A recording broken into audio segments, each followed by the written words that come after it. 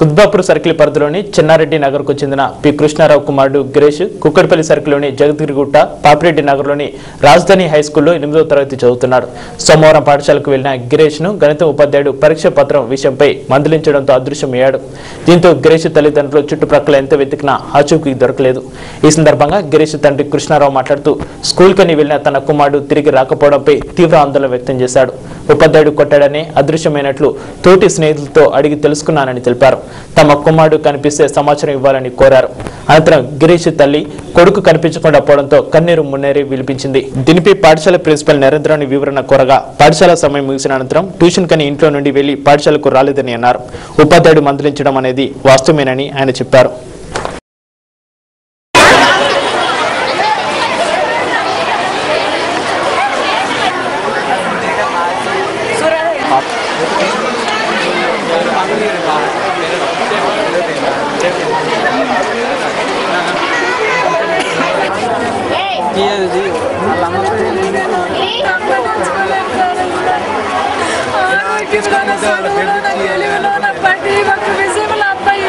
ఇప్పుడు ఎతను సరిపోరు అంత ఇటు అయిపోయారు. ఇప్పుడు అంత ఒళ్ళు అయిపోయారు. అబ్బాయి ఆ అబ్బాయికి చాలా ఆశలు పెంచుకుంటారు.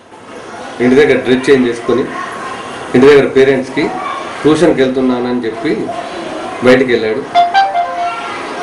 తర్వాత ట్యూషన్కి అయితే రాలేదు. సాయంత్రం 11 గంటలకు పేరెంట్స్ వచ్చేసి మా అబ్బాయి ఇంటికి రాలేదండి అని చెప్పడం జరిగింది. సరే అని చెప్పేసి ఆ టైంలో ఒకరిద్దరు టీచర్స్ కూడా ఎంక్వైరీ చేసాము రాత్రి. ఆ తర్వాత తెల్లవారు మాట్లాడదామని చెప్పేసి మళ్ళీ తెల్లవారు పిలిపించాము, పేరెంట్స్ని పిలిపించేసి పిల్లల్ని కూడా ఎంక్వైరీ చేసాము, సబ్జెక్ట్ టీచర్ని కూడా ఎంక్వైరీ చేసాము, క్లాస్ టీచర్ని కూడా ఎంక్వైరీ చేసాము. పిల్లాడు అబ్బాయి మ్యాథ్స్లో కాస్త మార్కులు తక్కువ వచ్చినాయని చెప్పేసి సబ్జెక్ట్ టీచర్ పేరెంట్స్ని తీసుకొని రమ్మన్నాడంట. పేరెంట్కి ఇన్ఫర్మేషన్ చేయకుండా అబ్బాయి ఎక్కడికో వెళ్ళినట్టు తెలిసింది. దాని గురించి అదే మ్యాథ్స్ టీచరు మందలించినాడని పేరెంట్స్ చెప్తున్నారు. దీనిపైన కొట్టినందుకే పోయినాడు, మ్యాథ్స్ టీచర్ కేవలం కొట్టినందుకే వెళ్ళినాడని చెప్తున్నారు పేరెంట్స్.